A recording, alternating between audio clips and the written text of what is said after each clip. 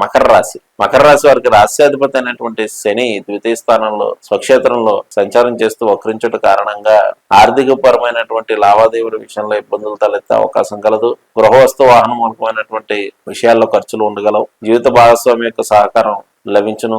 ప్రభుత్వ వ్యవహారాలన్నీ కూడా అనుకూలదాయకంగా నడుచును.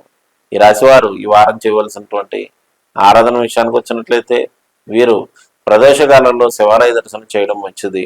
ఇక మూడో వారం విషయానికి వచ్చినట్లయితే వీరికి పంచమ స్థానంలో కుజుని యొక్క సంచారం చేయడం వల్ల అనవసర కోపావేశాలు పెరుగును. సంతానం నిమిత్తమై కొన్ని అనాలోచిత నిర్ణయాల మూలకంగా అధికంగా ఖర్చులు ఉండే అవకాశం కలదు. ప్రభుత్వ వ్యవహారములు మిశ్రమంగా ఉండగలవు. పై అధికారుల రీత్యా వీరికి కొన్ని సమస్యలు ఎదురైనప్పటికీ కూడా వీరికి స్నేహితుల యొక్క సహకారం వల్ల వారిని అధిగమించి ముందుకు వెళ్తూ ఉంటారు.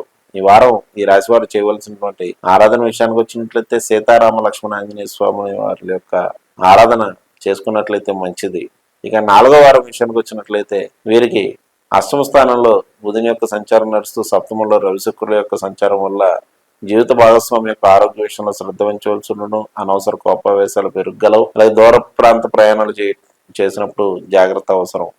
ఈ రాశివారు ఈ వారం చేయవలసినటువంటి ఆరాధన విషయానికి వచ్చినట్లయితే వీరు ముఖ్యంగా దుర్గాదేవిని అర్చించడం మంచిది. అలాగే దుర్గా ఆలయాల్లో మధుర పదార్థాలు నివేదించినట్లయితే పెండింగ్లో ఉండేటువంటి వ్యవహారాలు ఏవైతే ఉంటాయో వాటిని అధిగమించి ముందుకు వెళ్తూ ఉంటారు.